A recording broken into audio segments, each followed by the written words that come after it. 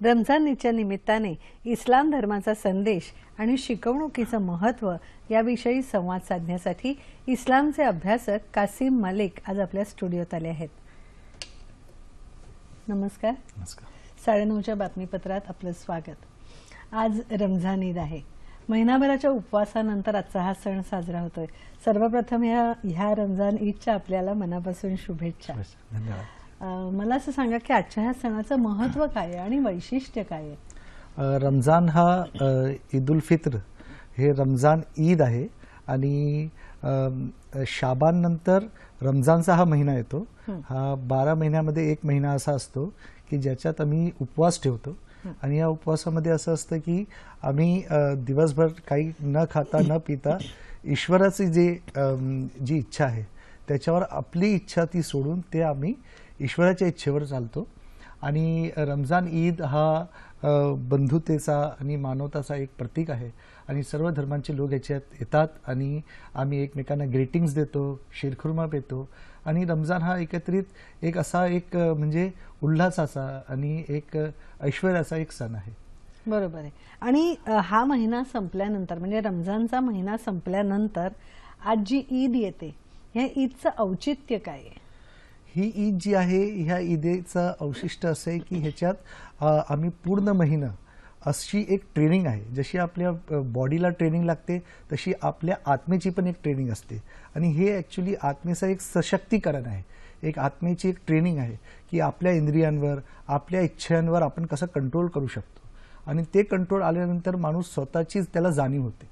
एकदा स्वतःची त्याला जाणीव झाली तर तो ईश्वराच्या जाणीवकडे जाऊ शकतो। त्याच्यासाठी रमजान ईदचं महत्त्व कसं आहे की एकतर आपण आपल्या शरीरावर थोडासा त्रास करून घेतो। दुसरं असं आहे की वर्षभरात जे आपलं उत्पन्न असतं त्याच्यातून 2.5% त्याच्यातून गरिबांना देणं हे अनिवार्य आहे। तर आम्ही त्याच्यातून थोडीशी रक्कम गरिबांना देतो, गोरगरिबांना, ज्यांच्याकडे घर नाही आहे, ज्यांच्याकडे फी भरण्याचे पैसे नाही आहेत, मेडिकलचा प्रॉब्लेम आहे। तर दोन्ही प्रकारे हे काम होतं। म्हणजे शरीराची पण ट्रेनिंग होते। माणसाचं जेव्हा तो माणूस स्वतःचा पैसा काढतो तेव्हा त्याला अशी जाणीव होते की बाबा हे पैसे जे माझ्याकडे आहेत ते कोणाला तरी द्यायचे आहेत, ह्याच्यावर फक्त माझा एक हक्क नाही आहे पण कोणाला तरी काहीतरी द्यायचं आहे, ही एक भूमिका त्याच्याहून येते। दुसरं असं आहे की एक ईश्वर समर्पित समाज निर्माण होतो ज्याच्यात लोक एकमेकांचा आदर करतात, एकमेकांना ग्रीटिंग्स देतात आणि समजून घेतात। तर हे एक असं आहे की आपण एक असा समाज निर्मित करतो ज्याच्यात कुठलीही गोष्ट नकारात्मक नाही, एक पॉझिटिव्ह ॲटिट्यूड असतो। कारण रमजान जेव्हा असतो रोजामध्ये तुम्ही नुसतं खाऊन पिऊन न करता ते चालणार नाही, पण आपल्याला कोणाला वाईट बोलायचं नाही, कोणाशी भांडायचं नाही, कारण कुठली अशी गोष्ट करायची नाही ज्याच्याहून एक रमजानच्या अस्मितेला नुकसान होणार। म्हणून हे रमजान हा खूप पवित्र आणि खूप असं एक सँक्शन असा महिना आहे ज्याच्यात कुठलंही असं काम आपण करू शकत नाही ज्याच्याहून ईश्वर नाराज होणार। बरोबर आहे। हे चांगली भूमिका आहे। अगदी चांगली शिकवण आहे आणि महिनाभर याचं पालन सगळ्यांनी करावं अशी आपल्याकडे त्याची ही आहे म्हणजे योजना आहे। मला सर असं सांगा की आता सगळ्या जगात हिंसेचं आणि दहशतवादाचं सावट आहे आणि अशा ह्या एकूण पार्श्वभूमीवर इस्लामची शांततेची शिकवण म्हणा किंवा बंधुभावाची शिकवण आपल्या मनावर किंवा बिंबवण्यासाठी ती कशा प्रकारे महत्त्वाची आहे? इस्लामची भूमिका ह्याच्यात खूप स्पष्ट आहे। इस्लामचा ग्रंथ म्हणजे कुराण। कुराण असं म्हणतो की ज्या माणसाने विनाकारण एका माणसाला किंवा एका जीवाला मारलं त्यानं जणू काही पूर्ण सृष्टीला पूर्ण जगालाच मारलेलं आहे। तर इस्लामची शिकवण कशी आहे की आपण कुठल्याही प्रकारचं अनैतिक काम करायचं नाही आणि हे जे दहशतवाद चाललं आहे हे एकतर गैरसमजामुळे आहे किंवा काहीतरी मीडियाचं काहीतरी हे असतं की बाबा मुस्लिम दहशतवादी असे आहे, कारण ते शिकवणाहून दूर जातात। जेव्हा मनुष्य कुराणच्या किंवा ईश्वरी ग्रंथच्या शिकवणीहून दूर जातो तेव्हा हे सगळे कार तो करतो।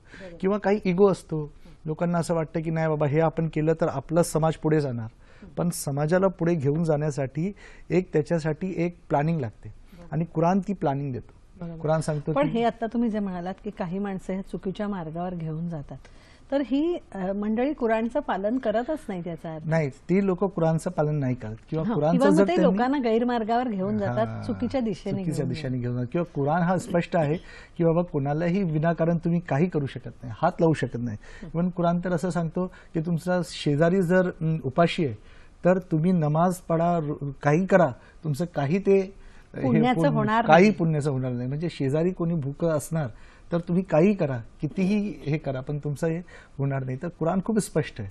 आणि कुराण तर असं सांगतो की बाबा तुम्ही चालतात, एक दगड पडलेला आहे, तो दगड तुम्ही बाजूला ठेवला, त्या पुण्याने तुम्हाला स्वर्ग मिळू शकतो. म्हणजे एवढी छोटंसं काम करून तुम्हाला स्वर्ग ईश्वर देऊ शकतो, एवढा मोठा तो ईश्वर आहे. बरोबर. तर तो कशाला सांगणार की कुणाला तुम्ही विनाकारण मारा किंवा काही करा. हे थोडंसं राजकारण असतं किंवा इगो असतो किंवा समाजातली चुकीचा, ह्या पवित्र ग्रंथांचा चुकीचा अर्थ चुकीचा काढणारी अर्थ मंडळी काढतात. असतात की जी त्यांच्या स्वार्थासाठी समाजाला बदनाम करतात. बरोबर आहे. ते त्यांना ते ग्रंथ कळत नाही किंवा त्यांनी ते वाचलेले सुद्धा नसतात, हं. है ना. आणि त्यांचं स्वतःचं काहीतरी एक काहीतरी त्यांचं स्वतःचं बेनिफिट त्याच्यात असतं. हां. त्या बेनिफिट मागे ते ग्रंथाचं मिसइंटरप्रिटेशन करतात आणि मग ते लोकांना गैरमार्गावर लावतात. कुराण ह्याला जस्टिफाय करत नाही. कुराण तर असं म्हणतो की जो ऍक्च्युअल जहाद आहे तो अंतर्गत जहाद आहे. आणि तुम्ही स्वतःशी लढा, स्वतःच्या जे इंद्रिय आहेत, स्वतःचे जे डिझायर आहेत त्यांच्यावर तुम्ही काबू करा. म्हणजे मग माणसाच्या अंतर्गत जीवनात जे षड रिपू असतात बरोबर, हां. त्याच्यावर विजय आणि मिळवला. नंतर तुम्ही बाहेर जाणार, तुम्ही डायरेक्ट कोणावरती. आणि जहाद म्हणजे जे शेवटचं एक गोष्ट आहे, किताल म्हणजे लोकांना मारणे. पण हे लोकांना मारण्याच्या अगोदर तुम्ही स्वतःवर काय काम केलं, स्वतःवर तुमचं किती कंट्रोल आहे, तुम्ही स्वतः किती ईश्वराच्या ह्याच्यात आहात किंवा तुम्ही स्वतः किती कुराण वाचलंय, हे महत्वाचं आहे. बरोबर. तुम्ही स्वतः काही करणार नाही आणि तुम्हाला असं वाटणार की लोकांना वरून मला पुण्य मिळेल, तर असा कुठलाही धर्म सांगत नाही. बरोबर. आणि कुठलाही धर्मगुरू ह्याला जस्टिफाय पण करत नाही. बरोबर आहे. म्हणजे कुराण नुसतं वाचून चालणार नाही, नाही. त्यात नेमकं काय म्हटलंय ते आत्मसात करणं आणि त्याप्रमाणे वागणं बरोबर. हे महत्वाचं हे आहे. महत्त्वाचं. अन्यथा मग आपण आत्ताच जे सांगितलं की जिहाद किंवा त्यातून जे वेगवेगळे गैरअर्थ निघत आहेत आणि लोक त्याचं पालन करून चुकीच्या मार्गावर जात आहेत, बरोबर. तर हे कुराणला अपेक्षित नाही. अजिबात नाही, अजिबात नाही. कुराण तर असा एक ग्रंथ आहे की तो मानवतेच्या भल्यासाठी आलेला आहे. आणि त्याच्यात तुम्ही कुठलाही श्लोक वाचणार, कुठलाही एक वर्स वाचणार, तर तुम्हाला असं वाटेल की हे सर्वांसाठी. बरोबर. काही असे एक्सपेरिमेंट पण केले आहेत की कुराण नुसतं उघडलं आणि काही वाचलं तर आपल्याला असं वाटतं की आज दिवसाभरात मला हेच काम करायचं. आणि त्याच्यात कुठलीही अशी गोष्ट नाही जी कुराणनी सोडलेली आहे. तर जसे पूर्ण आधीचे ग्रंथ होते तसं कुराण एक संपूर्ण ग्रंथ मी मानतो. आणि कुराणचं जितकं आपण अध्ययन करणार तितकं इस्लामच्या जवळ माणूस जाणार आणि तितकं हे दहशतवाद आणि हे जे गैरसमज आहे ती कमी होणार. आम्ही तर असं म्हणतो की नॉन मुस्लिमला सोडून द्या, म्हणजे हिंदू ख्रिश्चन सोडून द्या, मुसलमान धर्माचे लोक स्वतः कुराण जर वाचायला सुरुवात केली तर त्यांचे किती गैरसमज दूर होते, बरोबर. त्यांचं किती हे वाढेल आणि ते स्वतः चांगल्या मार्गावर ते जाऊ शकतात. बरोबर आहे. म्हणजे माणसाचं जीवन एका चांगल्या पातळीवर नेण्यासाठी या ग्रंथाची खूप मदत होऊ शकते जर ते वाचून अंगी बाणवलं तर. बरोबर. सर, आजच्या ह्या ईदच्या निमित्ताने आपले जे सगळे प्रेक्षक आहेत ह्या सगळ्यांसाठी आपण काय सांगाल? आपल्या एशियाचा एक आणि मुस्लिम बांधवांसाठी काय सांगाल? आपल्या एशियाचा एक कल्चर आहे आणि एक धर्म आहे. धर्म आणि संस्कृती ह्याच्यात एक अमलगमेशन झालं पाहिजे. जेव्हा आपण संस्कृतीचा विचार करतो तेव्हा धर्म कधी कधी आपल्या आड येतो, जेव्हा आपण धर्मापुढे जातो तेव्हा संस्कृती आपल्या आड येते. ह्याचा संपूर्ण अमलगमेशन म्हणजे ह्याचं एक उत्कृष्ट मिलाप झाला पाहिजे. आणि तो मिलाप होण्यासाठी मुस्लिम बांधवांना पाहिजे की त्यांनी एकतर जे इस्लामचे फंडामेंटल आहे म्हणजे एक ईश्वरवाद आहे, दूतवाद आहे आणि मरणोत्तर जीवन आहे, हे तीन जे बेसिक फंडामेंटल आहेत त्यांना धरून राहावं. कुराणचं चांगल्या रीतीने अध्ययन करावं. कुराण तर आता प्रत्येक भाषेत उपलब्ध आहे.